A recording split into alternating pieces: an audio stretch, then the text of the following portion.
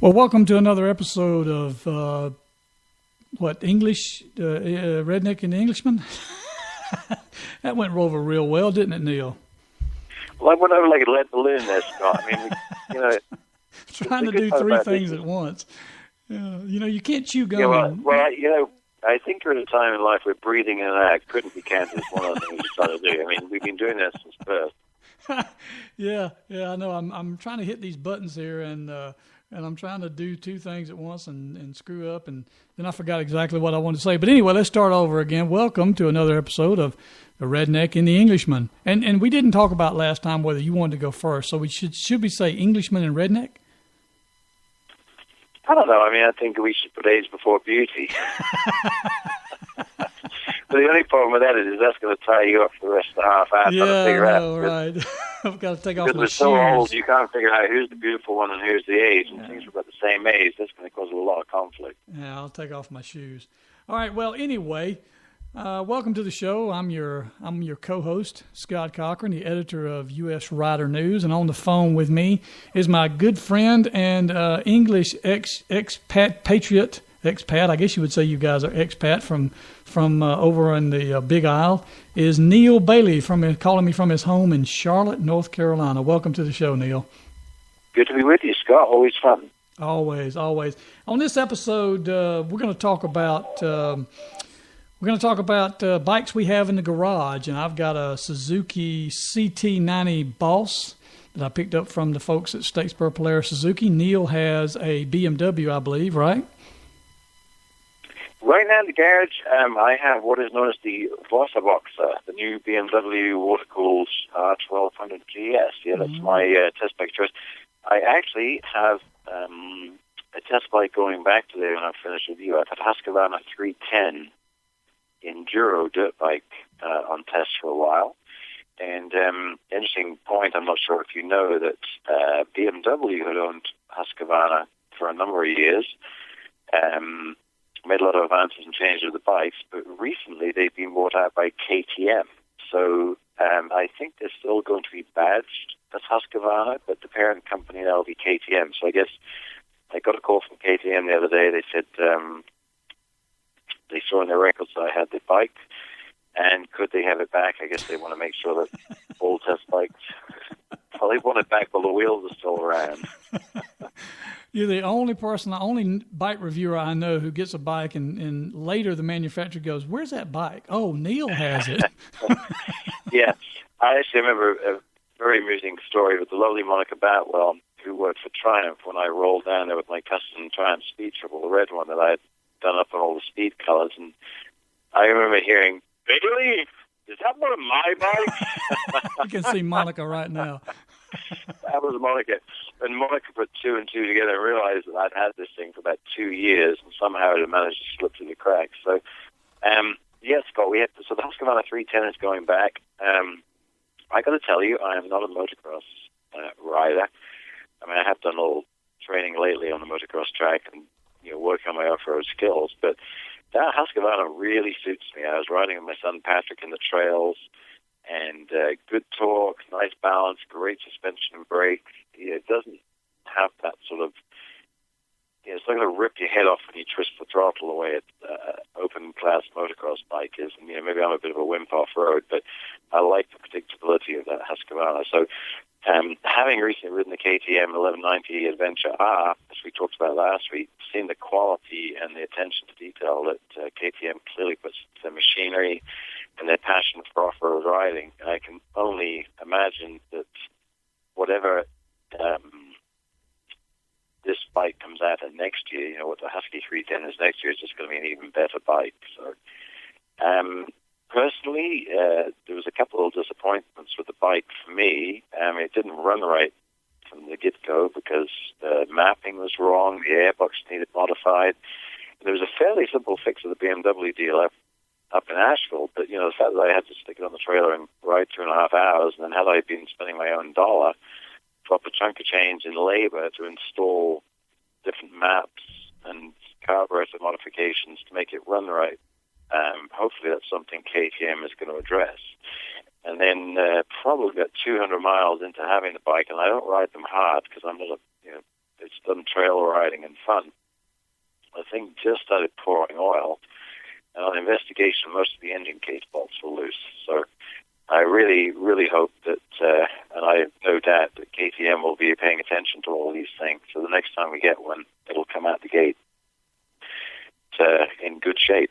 Good, yeah. And I think you're right about the bike itself being more rider-friendly, not having quite that head-jerking power. I know is anybody that comes back into the sport, or if you're out on the trails, if the bike is just too twitchy or too fast, you can really get in a lot of trouble in a hurry. It's better to have one who's a little sort of like riding a horse, I guess. You want one who's dependable and strong, but you don't want one that you barely touch the spurs and they jump over the nearest fence. No, for sure. And one of the beauties of the 310 is it comes with a light kit and a license plate. So I would imagine it wouldn't be the most comfortable ride going down the highway with knobby tires and a fairly low gearing on a 310cc engine, but I certainly know that having done some training with Bill Conger before we went to Peru for the Neil Bailey Rides episode, we had to go from area to area on forest roads and some small public roads, and the bike is legal and allows you to do it. So I think it just extends the abilities of the bike if you can move it from place to place on a public road, and it wouldn't be the worst thing for zipping off down the shops. Well, good.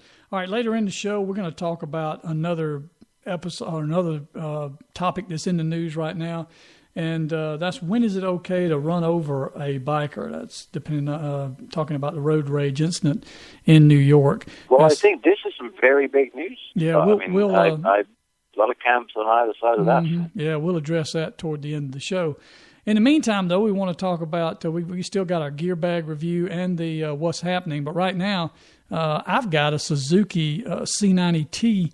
That's the touring bike that Suzuki has for the C series, and that's the Boss, the BOSS. That's the blacked out Suzuki Special. That's what those initials stand for. Just picked the bike up yesterday from my good friends down in Statesboro Polaris Suzuki.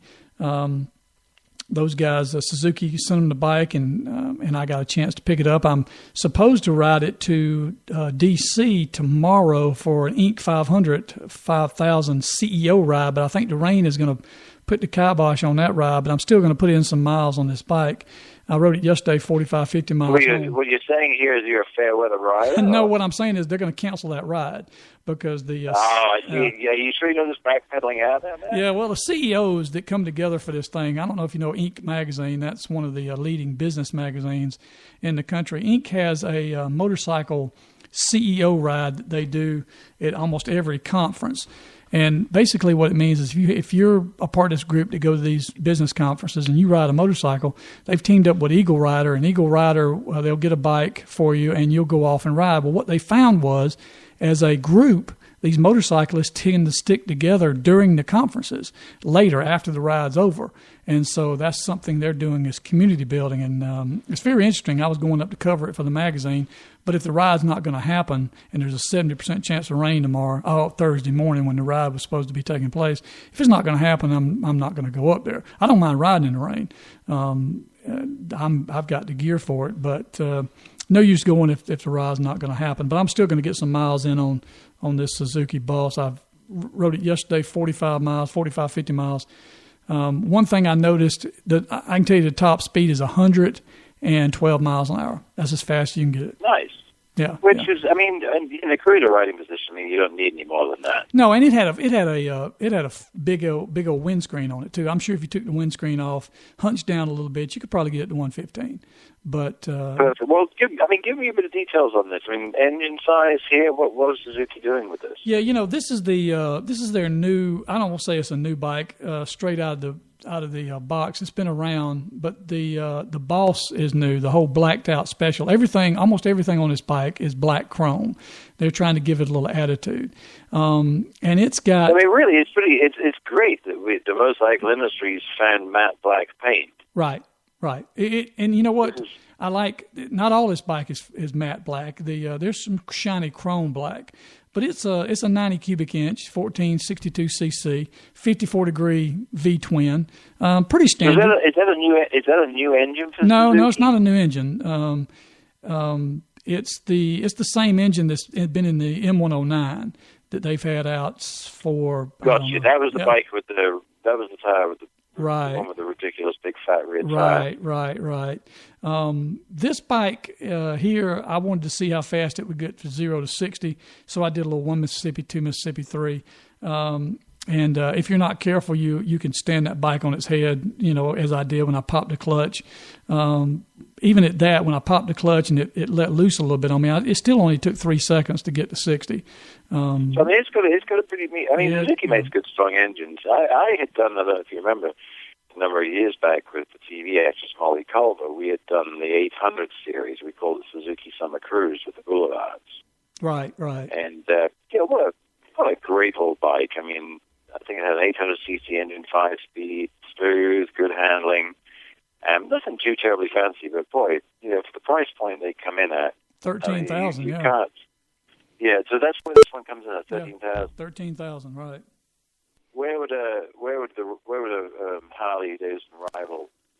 Well, come in at price point? It's going to come in probably in 16. It's going to be you're going to be $3,000 more, and you're not going to have the same power. You're not going to have the torque, and you're not going to have the horsepower that you're going to get straight out of the crate with it. So you're going to add another 1,500, 2,000 to it. So this one is going to get you everything you need for $4,000 less than a comparable Harley. Now I'm not sure about Yamaha or Kawasaki's bikes, which they're going to come in at, what the class of bikes. So I'm not sure where they compare, but it's a fairly good bike. The last Yamaha we did on the Star platform, contributor Ken Glassman went out and rode that for us, and he's a real, he does a lot of cruiser stuff. I mean, he came away pretty impressed with it. Right. That was the Bulge, right? Right. It was. That was a good looking bike too. I hadn't ridden that one. So just to interrupt you again here, is Ken's review of the Bolt online at US Rider News? Can we see it there? I don't think so, but you're right. That needs to be on there, so I'll get our web guys to put it up. This is what I've been telling you about getting out of bed in the morning.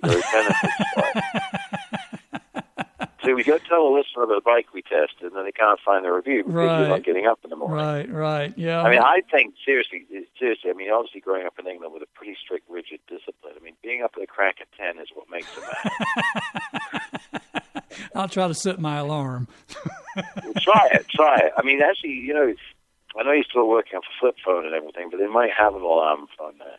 Oh, yeah. Well, I just usually wait till the tractors in the field kind of rev up, and then I roll over a little bit. And I shot the rooster years ago. That sucker would get up, and he was way too early for me. So I work on that, Neil. I really will.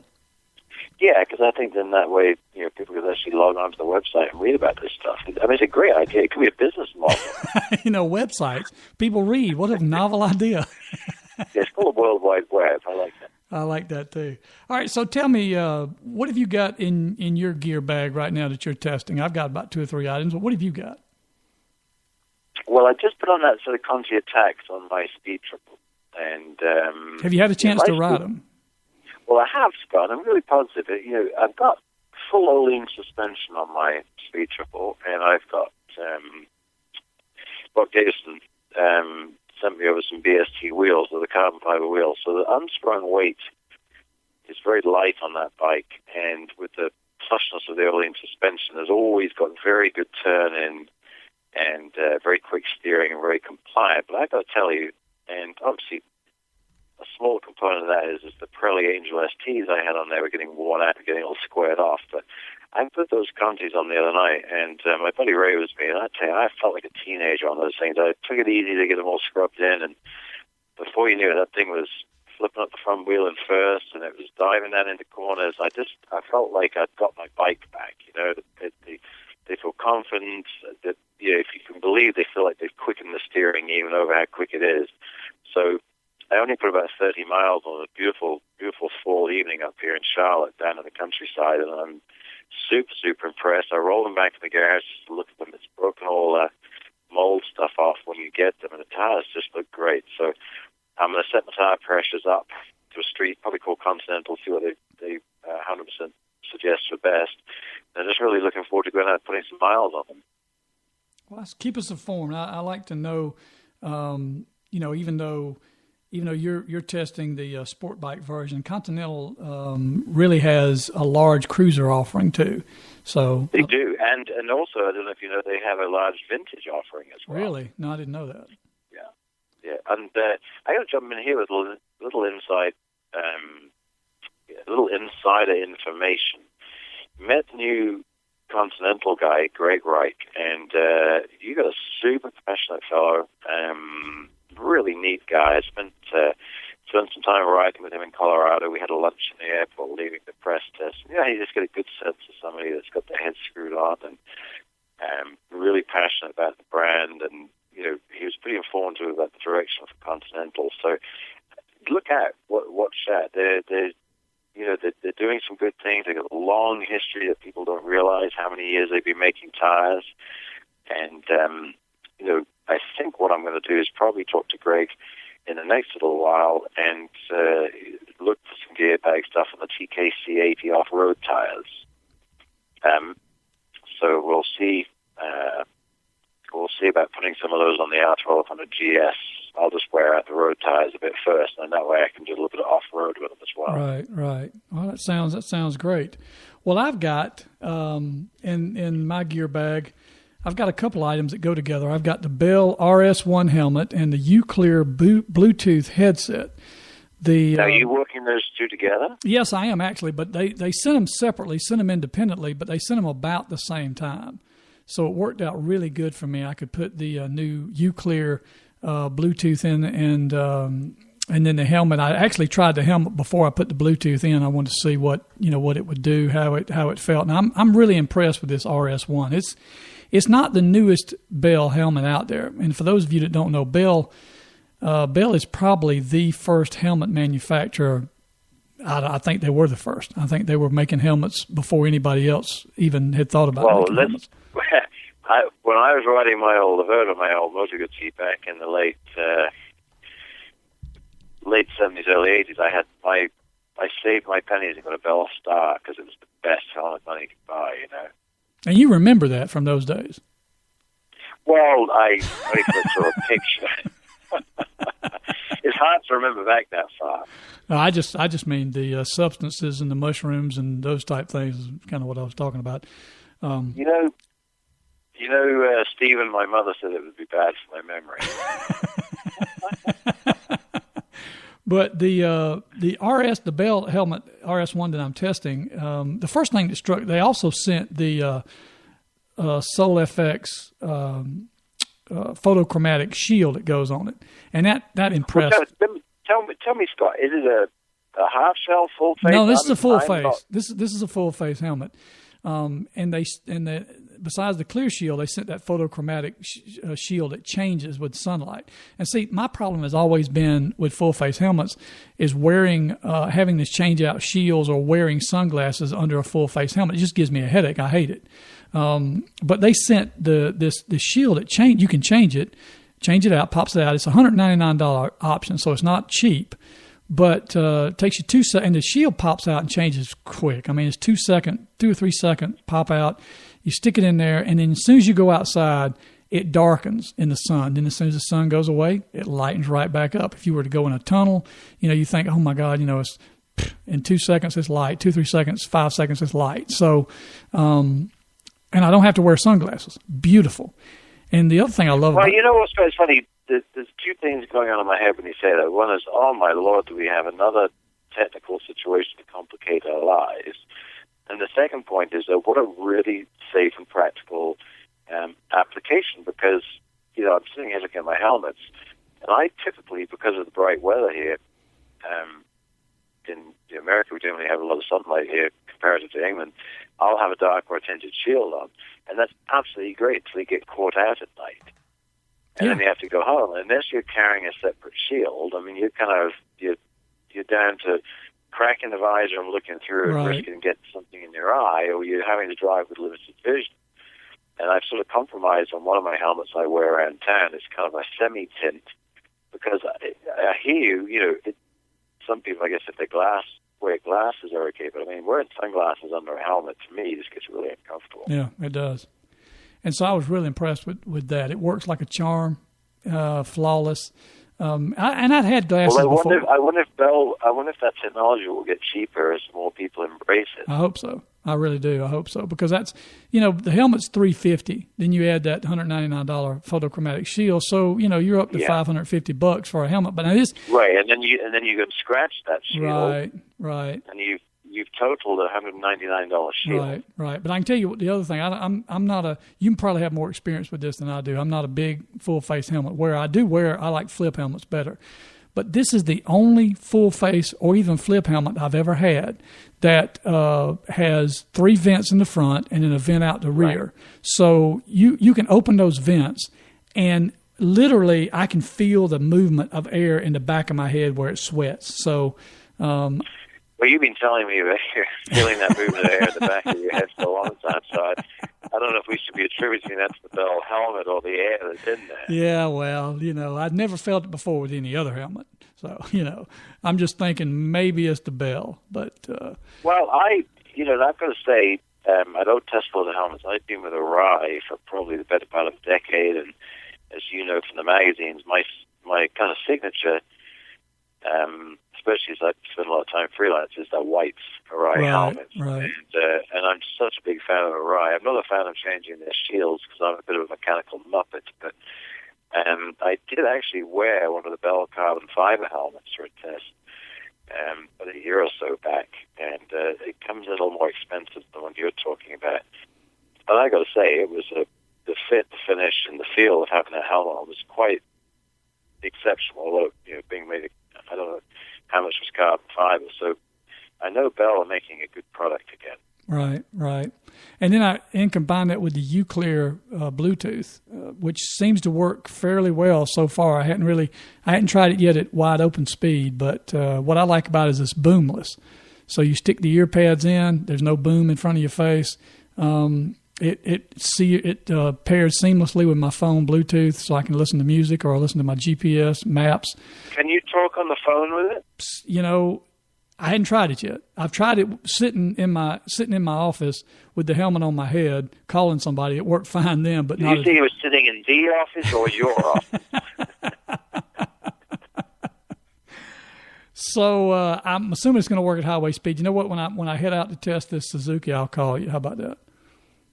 Yeah, that's because I've never used a phone, and so basically you would put your iPhone in your pocket and it just syncs to the Bluetooth inside the helmet. Yep. And I would only use it for somebody calling me. I wouldn't make a call out on it, but somebody called me.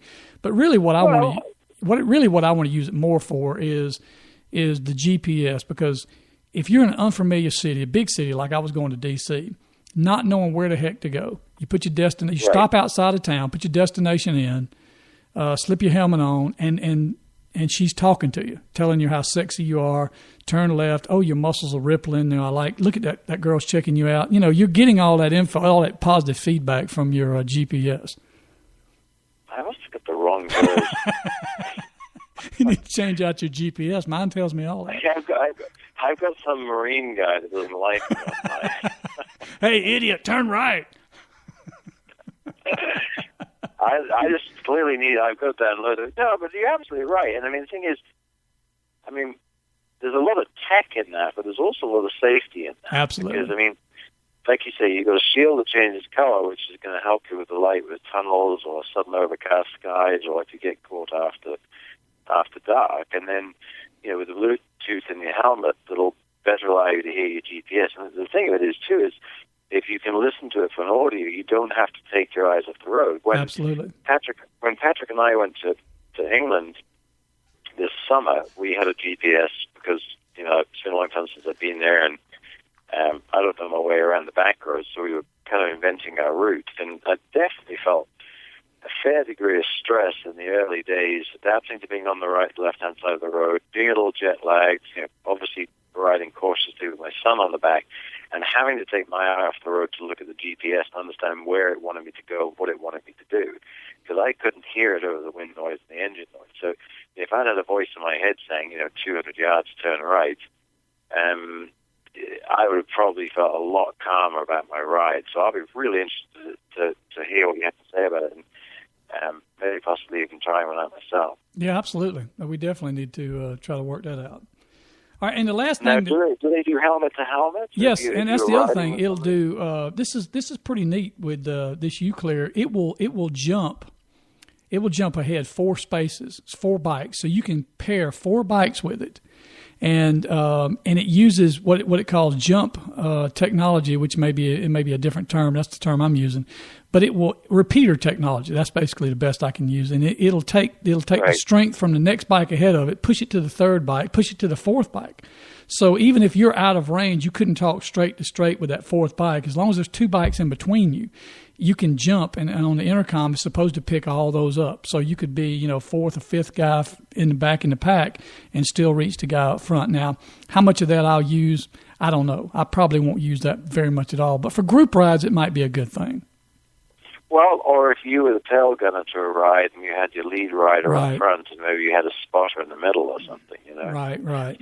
I know when we were in Peru filming the show this year, I had Bill Conger, he's the former BMW Performance Center instructor. I wanted to give BMW Performance Center a quick shameless plug for their talents. You get one of their riders, you've got a top-notch guy, and I jokingly called Bill my eyes and ears in the rear because I had the 3 riders there, and it's pretty exhausting to be turning your head or looking in the mirror every 50 yards, and they were great riders, but there's always that worry. And having Bill back there just saying, hey, back it off, slow it up, Laura's dropping off the pack here a bit, James is a bit wobbly, or, they're looking good, or, hey, what's going on, Bill? So that was a Scala system we used. Right.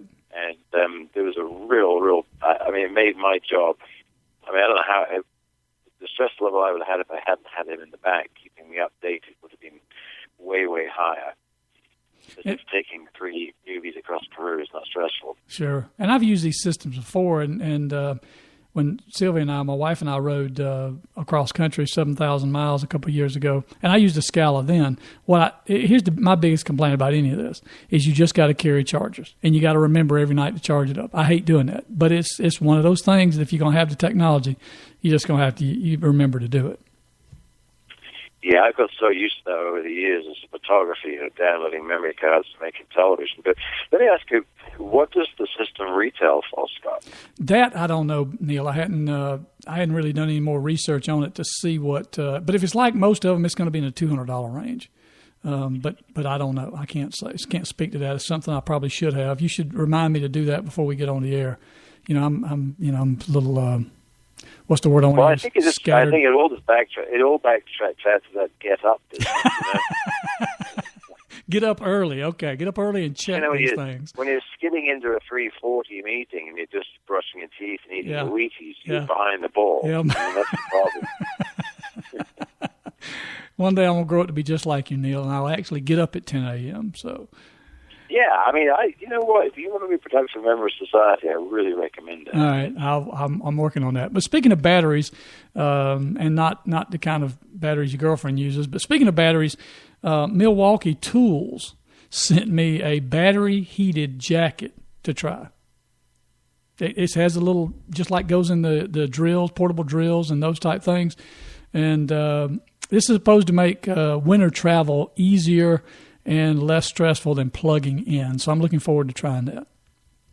Well, and first question at the gate here is, what are they giving you for a timer on that? They tell me it'll last 6 hours.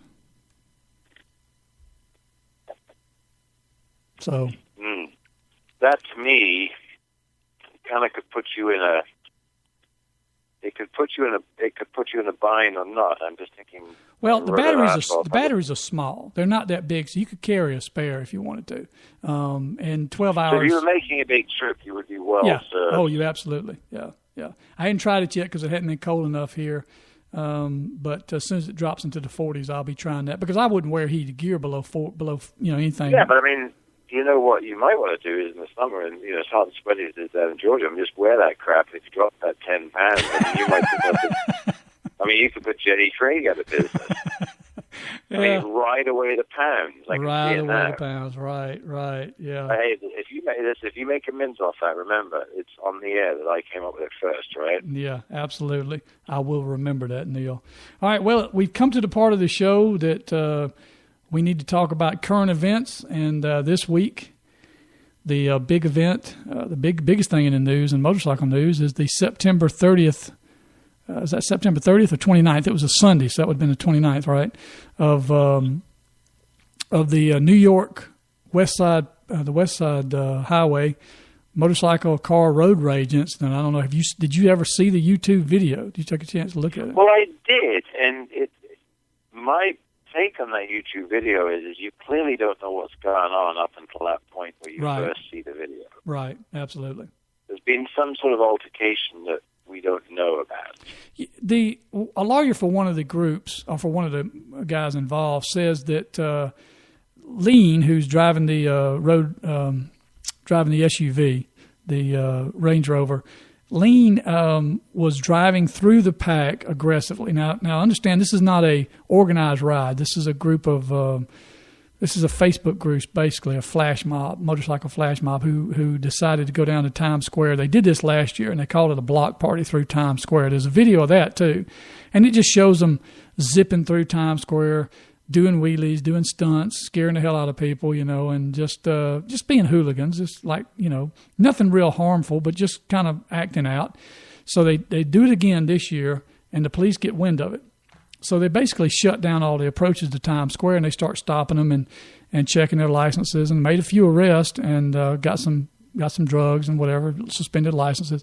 So the group head off down another parkway, and they're all strung out across 4 lanes of the parkway, doing wheelies, driving slow, driving fast, and the SUV, the Range Rover Liam, with his wife and child in there. The report says he was kind of trying to get through them, driving kind of aggressively or just pissed off because I guess they're doing this to him or holding up traffic. And he bumps somebody and knocks them down. Now, whether or not that was a serious accident, I don't know. The reports are it wasn't that serious an accident, but he didn't stop. And so the part you see that starts is when they all surrounded him to get him to stop. And here's where... and, obviously, I don't know the full details, and it'll all come out in the wash. But if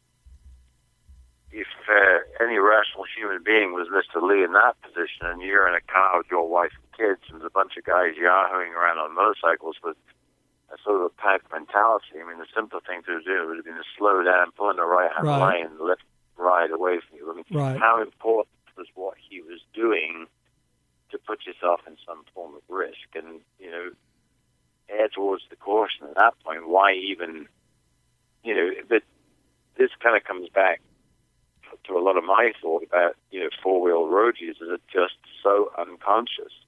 I mean, I see it every day. I mean, I was driving my son to school yesterday, and I'm in my car, and I'm doing about 67 miles an hour on the speedo on a 65. I'm in the right-hand lane, and it starts really heavily raining. There's a great big equipment truck with a tractor in the back, and for some reason, he's got that thing up to about 80 miles an hour as he's rolling by me. And right behind him is a huge SUV with the chrome wheels. And I'm telling you, Scott, that thing was probably the length of your couch behind the truck. And you probably couldn't even see the truck for the spray.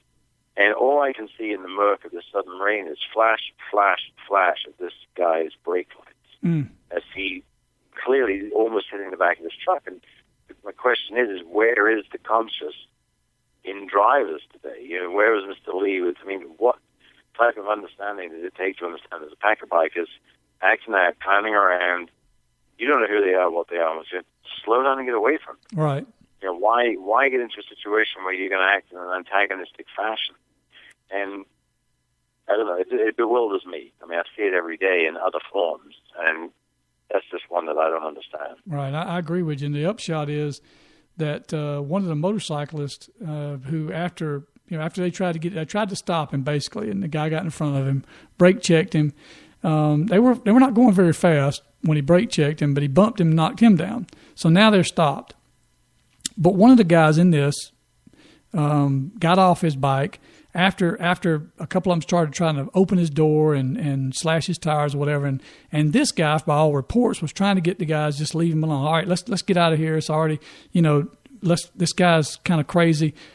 He's got his back to the SUV, and that's when the Range Rover guns it, runs over the bikes in front of him, and runs over this guy, breaks his back, and he's paralyzed. Doctors say he probably won't walk again. Now, my take on this, Neil, is that from a former law enforcement officer standpoint, we used to have a saying that if you were involved in an illegal activity, another illegal activity couldn't happen to you. So in other words, if you were soliciting for a prostitute and you got robbed, then you had no claim because you were out there doing illegal activities to begin with. That doesn't necessarily apply completely here, but the motorcyclists, those guys kind of brought this on themselves because you don't mess with a 5,000-pound Range Rover with a 500-pound sport bike. You don't do it. Right, and there's an old expression my old mother used to say. I mean, she was a pretty wise old bird. Two wrongs don't make a right. Right. And I think when you're a motorcyclist, you always lose. Absolutely. If there's a car involved, it doesn't matter if you're wrong or right. And this is a situation clearly to me with Mr. Lee and the Range Rover and the gentleman that got run over is two wrongs didn't make a right. And so where the dice falls now, I don't know. Well, the three motorcyclists have been arrested, been indicted, arraigned. The Leon, L-E-I-N. Leon. Yeah. He's not charged, and I doubt he'll be charged. Now, of course, there's going to be a civil suit brought, no doubt. But a lot of people, we posted on Facebook, on our Facebook, U.S. Rider News Facebook page. We've got almost 50,000 fans on there, and overwhelmingly the response was, well, I'd have shot him. They'd have done that to me, tried to get in, I'd have filled him full of lead. Well, of course, in New York City, you can't do that. You couldn't have toted it. He would have been arrested for that. But you wonder if he'd have got out of his car, if he had a gun, could have got out of his car the first time that happened and fired a few shots in the air. That would have backed everybody up, and they could have waited till the police got there. But my question is, why did he not get on his cell phone and dial 911 at the first instance? Right. I'm like you. The first time, if there was an accident, he should have pulled over. The first accident, if there was one. We don't see that in the video, but if the first accident, he should have pulled over and waited for the police to arrive. And if the guys stopped and if they stopped and surrounded him and started, beating on his car or whatever, which probably would have happened, he could have stayed in the car and maybe been safe. But you don't know. Well, the question is, is he being charged with leaving the scene of an accident? I don't know if not for that first accident, not so far. And right. So whether or not that first accident is a red herring, it really didn't happen. Somebody may be claiming it happened, or maybe they just stopped him because he was acting aggressive and driving through, and they didn't like that, which may be what happened. They didn't like the fact that he was trying to get through the pack. So we're going to teach him a lesson. I've seen that before. And if that's the case, then I have to give him a pass. He would have done, I think, what any of us would have done. So, well, and I think that the point for the motorcyclist here is, it doesn't matter if the guy is wrong or right or indifferent. Somebody is going to be paralyzed. Right. And whatever happens to Mr. Leon here, he doesn't have an injury on him because he's in a 5,000-pound Range Rover and you're on a motorcycle. So, it doesn't matter if you're in a pack or whatever, and if somebody's wrong or somebody's right. Your job is to stay as far away from every car as possible. And, if a car had an accident and hit somebody and done something, the first thing is just pull over and dial 911, get in, and then have someone tail him, just got your phone number, get his license plate number, and call the guy in. And leave him alone so he doesn't hurt somebody else. Right, exactly. So again, I think I don't have a hard and fast opinion, but my default here would be two wrongs don't make a right, and that's what we have here. And the lesson to be learned from this, if you're not, you can't. There's so many guys that participate in these. I call them performance displays on the interstate, and limited. There's just a lot of guys that think that's cool, and while it may be fun to do, the image you're creating and what's is hurting the motorcycle lifestyle. Because I can promise you, every group ride now in the New York City area will cause right anytime. Yeah, and right. And it doesn't matter what. It doesn't matter any way this shakes down. Right.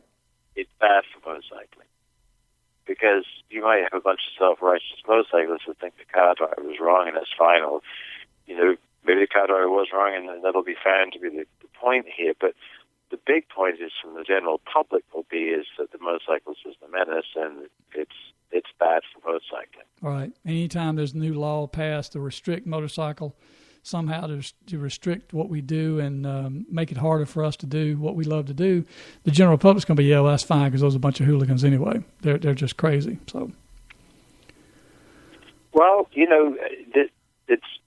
it sort of brings up a subject that maybe we'll get into at a further point in time on one of the shows, Scott, relevant to sort of motorcycle training with our accidents and fatalities, the amount of fatalities we have here in this country, because, we have very little training, and, you're in South Carolina, a lot of people poorly dressed and don't use the right equipment, and you sort of compare accident statistic figures to Europe, where it's a very difficult system to get a license, and you will not see people riding hardly at all, not really, really properly dressed and covered up. And, it's great and everything, but the thing is, think about where you have just one fatality, how many people that touches in a negative way to motorcycling. Mm-hmm. Husbands, wives, girlfriends, boyfriends, brothers, sisters, cousins, co-workers, neighbors, gym members, club members, forums members. I mean, it's just, you just have no idea the reach we each individually have these days. And we do something negative for motorcycling, a lot of people get that message. So that's another topic for another day. But let's just hope that the fellow that got hurt can make a good recovery, and this can all work out for everybody. Well, we've got just under 3 minutes left, Neil, and I know you want to talk about a little bit about your Motus insider story. You told us that last time. Well, you know what? I keep teasing off the Motus thing. I'm actually going to be with Motus at their new facility this weekend to help them celebrate the sort of birth of their first production motorcycles, and the event is going to be wrapped around the Barber Vintage Festival. And I got to tell you, I can maybe better I'll fill you in on how my time went with Motus and Barber next week. But anyone's listening, you get a chance, do yourself a favor and get down to Barber Motorsports Park for the Vintage Festival. It is just fantastic. I think it's my favorite event of the year. Typically, the weather in Alabama is beautiful at this time of year. You're going to have 30 to 60,000 like-minded fans, enthusiasts, vintage racers, restorers, cafe racers, flat trackers, dirt bike riders, and they're all going to be sprawled out in the beautiful grounds of Barber Motorsports. Beautiful place. Beautiful place. I think it's the most prestigious racetrack, the most beautiful Absolutely. motorcycle collection. We could do a whole show just about Barber sometime, Scott. We could actually go there and do the show from there, because if you haven't been, you've missed it.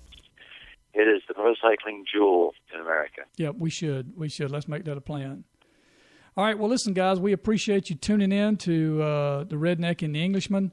Check us out. Come to U.S. Rider News Facebook page and go over to the Neil Bailey Facebook page, NealeBayly. How about I spell your name right? And post something on there. Let us know you listen to the show, and tell us what we ought to talk about, or just tell us we're full of bunk. Whatever you want to tell us, we'll listen. Right, and then we're going to have a conversation to figure out who's the Englishman and who's the redneck. Yeah, we're still working on that. Do you yeehaw again? I can't bring this up, but I have a quick question before we wrap up here, Scott.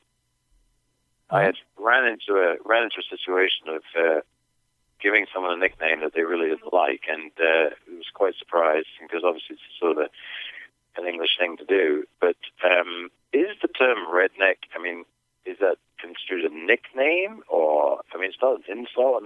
How is that term used? Obviously, how is it perceived when you say to someone, hey, you're a redneck? It really depends on. Or is it It really depends on where they're from. If you call somebody, if you call an Iowan a redneck, he's probably going to get upset, But Right. I don't know. Most Georgia folks treat it as well.